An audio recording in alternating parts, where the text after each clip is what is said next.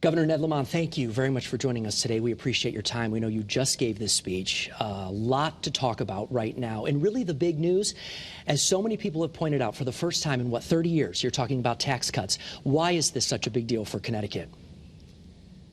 It's the biggest middle-class tax cut in the history of the state. And we're able to do this because we've earned it. We kept within our fiscal guardrails. We've had 4 balanced budgets in a row, about to have our 5th. I know what inflation's meant to the middle class. I got to make sure our state stays competitive. And this is a $500 million tax cut for the middle class of Connecticut.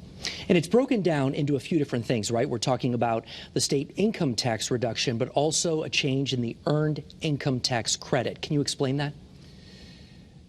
Combined, that means that nobody earning less than $50,000 will have to pay any state income tax. People earning less than $60,000 will have a 20% reduction, and it goes from there.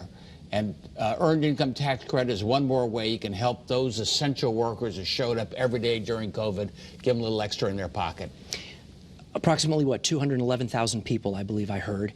And when it comes to the lowering of the tax rate, you're talking about roughly 63% of the people in Connecticut, right?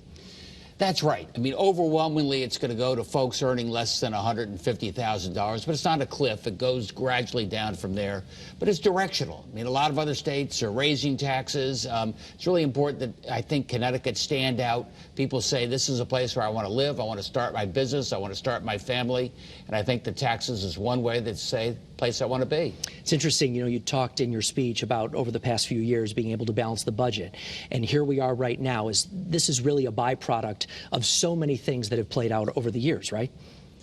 It is a byproduct. Remember, we were having the, quote, permanent fiscal crisis, and we'd budget right up to the max. Then we had a recession, we had a deficit, and we've steadied that ship, in part thanks to the legislature putting in place some fiscal guardrails back 5 years ago, and they are holding.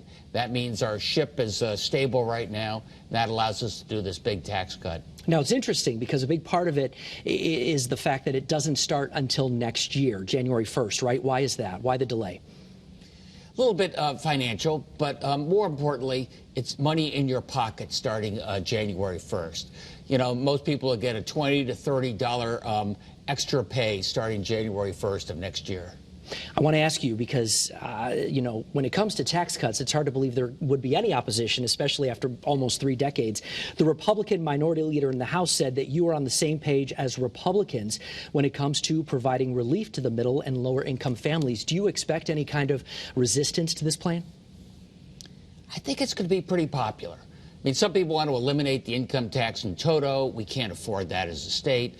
But being able, what we can do to give a real tax cut to people earning $150,000 or less, what that means for the middle class, I think it'll be broadly popular. You talked about getting people into Connecticut, and I know that we've seen the numbers go up.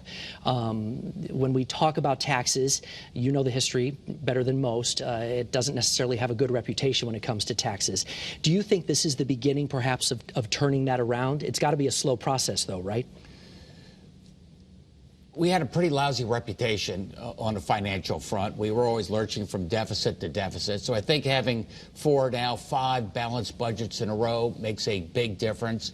Being able to take a tax cut on top of that sends a direction. Connecticut's in a new way. It's a good place to be. And a lot of this was able to happen because of the pension funding, correct?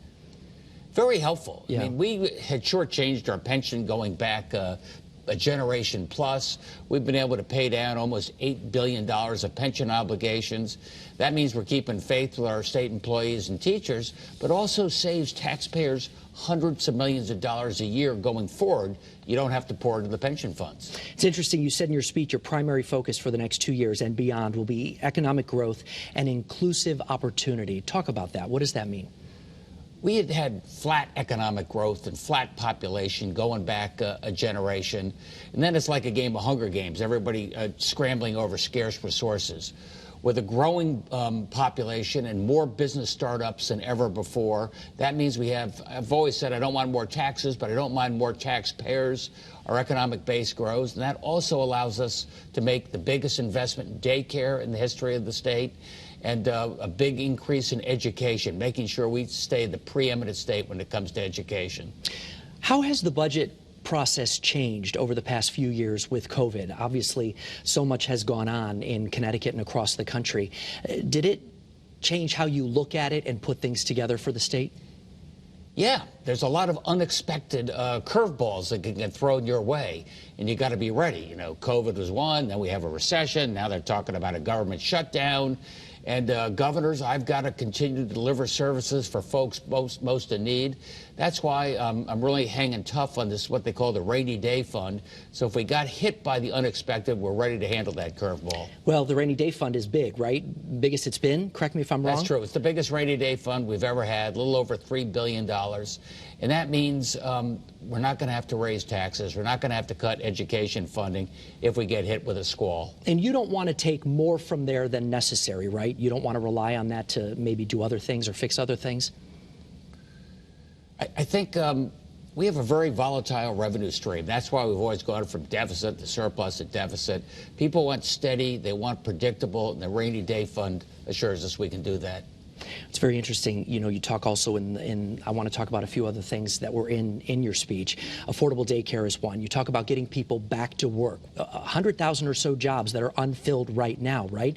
How do you get people to fill those jobs? One of them is to make sure they can have child care. I've heard more stories about how I can't afford to go back to work because I can't afford daycare or child care. I desperately need people back to work. You know, we have a shortage in a number of areas. So we've got the biggest expansion of daycare and childcare, especially for infant and toddlers. If you're thinking about having a baby, come to Connecticut. We're going to take care of you. All right. Governor, on that note, we're going to take a quick break. I appreciate you being here with us right now. Much more with Governor Ned Lamont coming up right here on CT23 when we come back.